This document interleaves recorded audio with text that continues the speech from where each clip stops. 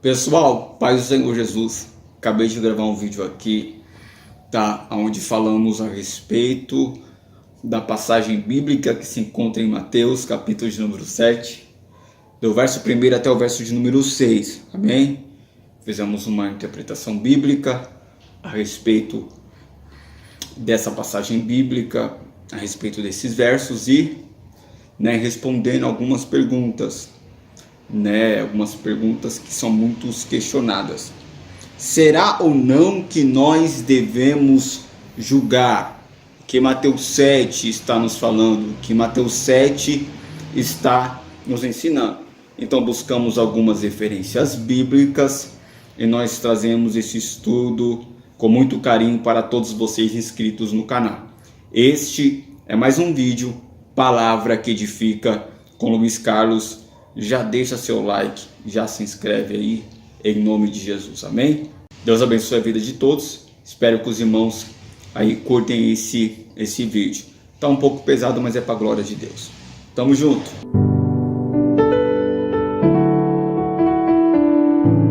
Meus irmãos, paz do Senhor Jesus, hoje nós vamos estar estudando Mateus, capítulo de número 7, do verso 1 até o verso de número 6. Vamos fazer a leitura? Não julgueis, para que não sejais julgados. Porque com o juízo com que julgardes, sereis julgados. E com a medida com que tiverdes medido, vos hão de medir a vós. E porque reparas tu no argueiro que está no olho do teu irmão, e não vês a trave que está no teu olho? Ou como dirás a teu irmão, deixe-me tirar o argueiro do teu olho, estando uma trave no teu? Hipócrita, tira primeiro a trave do teu olho, e então cuidarás em tirar o argueiro do olho do teu irmão. Não dei aos cães as coisas santas, nem deiteis aos porcos as vossas pérolas. Não aconteça que as pisem com os pés, e voltando-se, vos despedacem. Irmãos, é claro que nós vamos interpretar somente até o verso de número 5, mas o verso 6 está dentro do contexto. É por isso que eu fiz a leitura, ok? Mas então, a pergunta que não quer calar é: irmão Luiz, será que esse texto verdadeiramente está falando para nós não julgarmos? Irmãos, o contexto é claro. O que acontece hoje é que as pessoas, elas pegam apenas um versículo isolado e eles aplicam a dizer que nós não devemos julgar ninguém. Mas o contexto não está querendo dizer isso. E é isso que eu vou provar agora para vocês na interpretação bíblica e nesse vídeo de hoje. Vamos começar, irmãos, primeiramente, do começo, com calma, com cautela. O verso de número 1 está falando: não julgues, para que não sejais julgados. Irmãos, aqui tem algo que nós precisamos entender. A quem Jesus queria alcançar, amém? E qual era o objetivo desta palavra? Jesus aqui estava querendo alcançar a corte religiosa. Corte essa, meus amados irmãos, que Jesus ele confronta com muito eficácia em Mateus, no capítulo de número 23, ok? E Jesus ele tinha como objetivo confrontar os religiosos da época, na qual eram eles que estabeleciam o juízo, eram eles que tinham a Torá, eram eles que se achavam superiores aos outros. Como Jesus propriamente disse, ele colocava fardos pesados nas pessoas. E Jesus tinha como objetivo confrontá-los. E aqui o juízo que Jesus está confrontando, está desfazendo, é o juízo temerário. É o juízo temerário. E Luiz, o que significa o juízo temerário? O juízo temerário, meus amados irmãos, significa o juízo sem sentido. O juízo que não tem nexo. O juízo sem fundamento. O juízo infundado.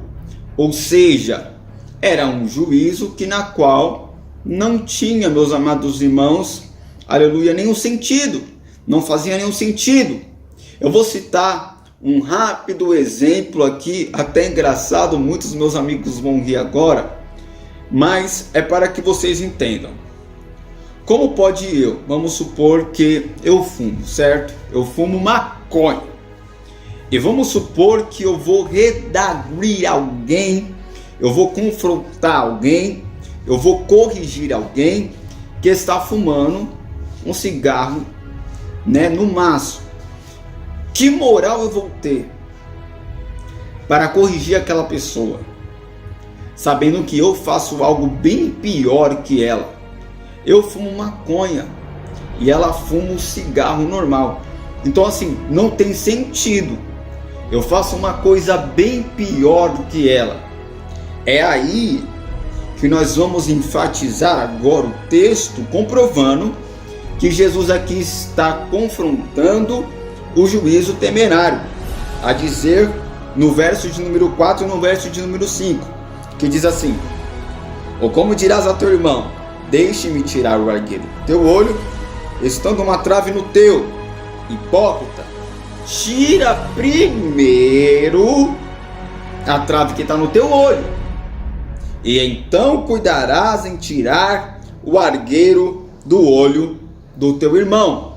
Então Jesus aqui está falando que um juízo, só pode ser estabelecido se a pessoa tiver uma vida correta, se a pessoa tiver uma vida santa, se essa pessoa andar conforme a palavra de Deus. E os irmãos sabem que os religiosos da época, Jesus chega até argumentar, a dizer: fazem tudo que ele vos disser, mas não fazem aquilo que eles fazem, porque eles até ensinavam bem, mas na prática eles não viviam aquilo que eles estavam pregando. Então Jesus, ele chama-os aqui de hipócritas, porque eles tinham uma trave no teu olho. No original, no grego, aqui era um pedaço de madeira, E o cisco aqui era um pedacinho de palha. Ou seja, não tem, irmãos, comparação. Os religiosos da época estavam confrontando o povo, julgando o povo, mas eles faziam coisas muito piores. Mas Jesus está falando, primeiro tem uma vida correta, aí depois sim você vai poder julgar alguém. Mas Mateus 7, no seu todo, ele não está, irmãos, dizendo que nós não podemos julgar, ok? O texto é claro, como diria o pastor Elias, está gritante no texto, aleluia, que Jesus aqui não está falando para nós não julgarmos. Até porque eu costumo muito dizer isso, a Bíblia não entra em contradição, ok? Então vamos para as referências bíblicas que na qual vem determinando e que na qual vem autenticando cada vez mais essa passagem. Amém? 1 Coríntios, capítulo de número 5, espero que os irmãos abrem as vossas Bíblias na sua casa, ou seja, onde você estiver. 1 Coríntios, capítulo de número 5, o versículo é o de número 11, diz assim: mas agora vos escrevo que não vos associeis a alguém que, dizendo ser irmão, for devasso, avarento ou idólatra, ou maldizente, ou beberrão, roubador, com a tal pessoa nem sequer comais. Pois com que direito haveria eu de julgar os que estão de fora? Não julgai vós os que estão de dentro, mas Deus julga os que estão de fora. Tirai dentre vós este iníquo. Irmãos, o que está acontecendo aqui na igreja de Coríntio é que houve um caso de fornicação. Amém? Um caso muito raro de fornicação. E a palavra fala que nem entre os gentios, nem entre os pagãos da época, aquilo acontecia. Um jovem ficou com a mulher do teu pai, ou seja, um jovem ficou com a madrasta, adulterou, a madrasta adulterou com ele e vice-versa. E Paulo, ele alerta a igreja de Coríntios aqui a estabelecer um juízo. No capítulo de número 6, no verso de número 2, vai dizer: não sabeis que os santos irão de julgar o mundo? Olha só, irmãos, muito forte isso. Vou ler de novo, hein? Não sabeis que os santos irão de julgar o mundo? Ora, se o mundo será julgado por vós, acaso sois indignos de julgar as coisas mínimas? Então Paulo está cobrando aqui da igreja de Coríntios uma ação contra isso. E o texto, verso de número 12 do capítulo de número 5, até é bem pesado, que fala, o verso de número 13, na verdade. Por isso nós vemos aqui em 1 Coríntios, capítulo de número 5, verso de número 13, vai dizer: tirai, pois, dentre vós esse iníquo. Isso é pesado. Paulo estava falando para que ele fosse excluído do corpo, da igreja. Tamanho o pecado que esse homem tinha cometido, e a igreja de Coríntios não tinha estabelecido o juízo, ok? Então, não é bem assim, Não podemos julgar como os muitos falam e usa Mateus 7, versos de número 1, até como status, como fact de notícias do Facebook e outras coisas mais. A palavra também nos diz, meus amados irmãos, em 1 Coríntios, capítulo de número 14, verso de número 29, diz assim: falem 2 ou 3 profetas e os outros julguem. Aqui Paulo está falando para que fosse julgada as profecias. Então essa palavra não julgueis, não podemos julgar ou algo do tipo, não é bem assim. Outro exemplo que eu vou dar com base bíblica, e eu muitas das vezes já fui repreendido por argumentar a respeito disso, aleluia, se encontra no capítulo de número 6 de 1 Coríntios, no verso de número 9.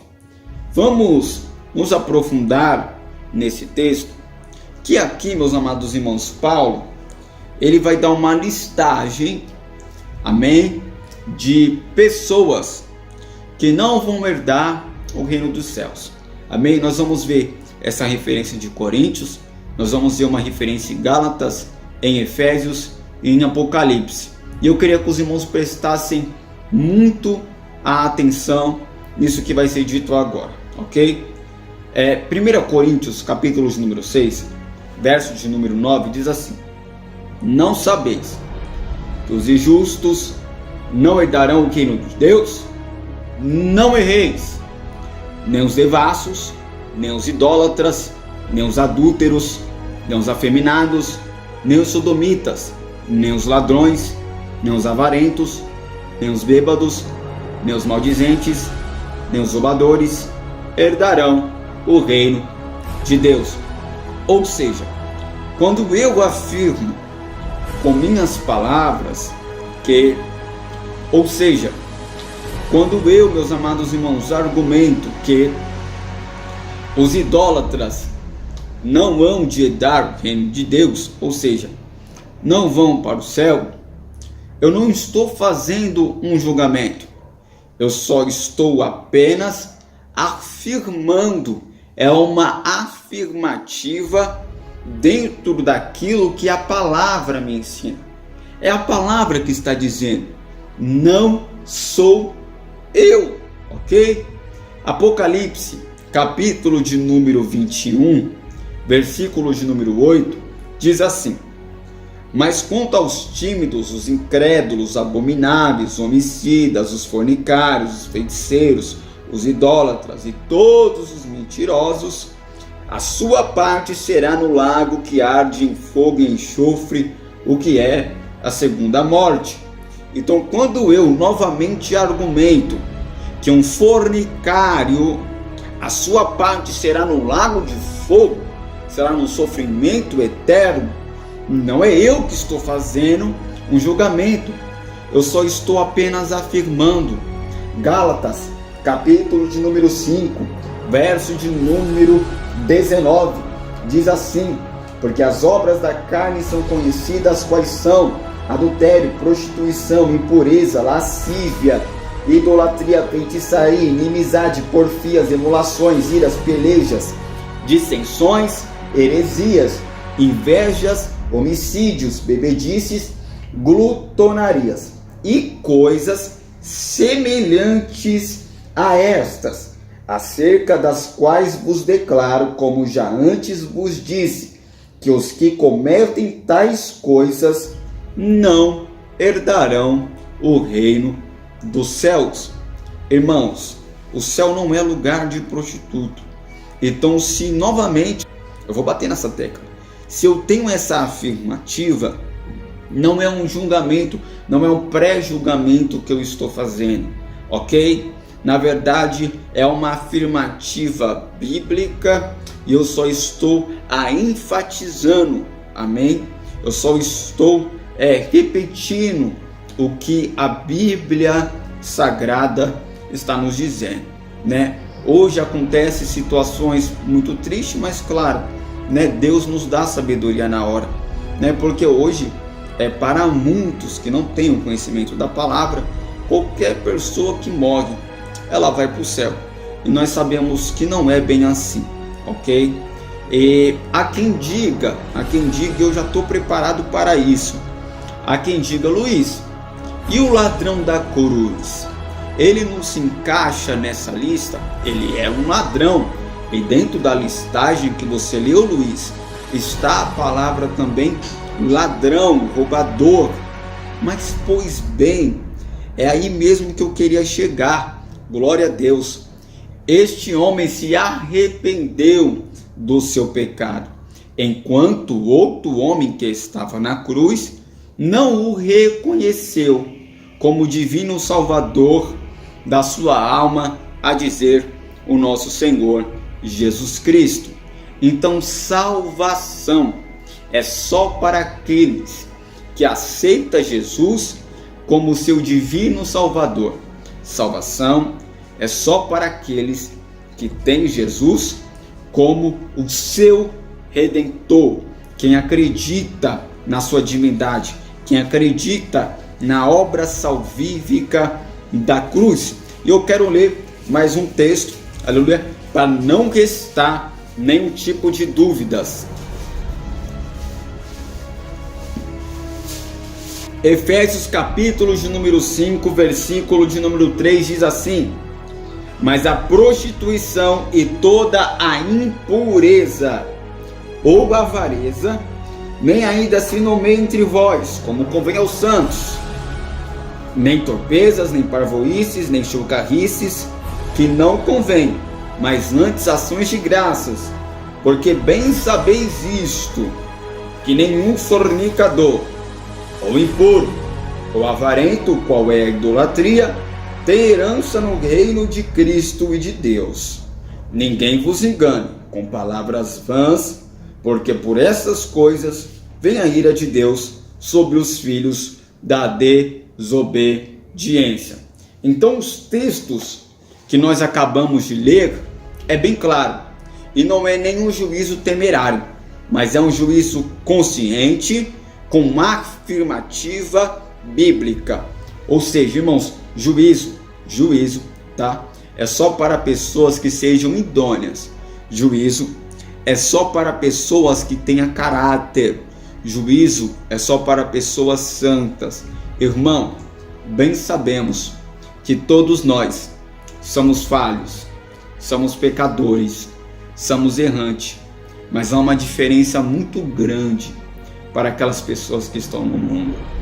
Nós temos o Espírito Santo com nós e dentro de nós surge o arrependimento, que foi aquilo que eu acabei de falar a respeito daquele ladrão que estava na cruz.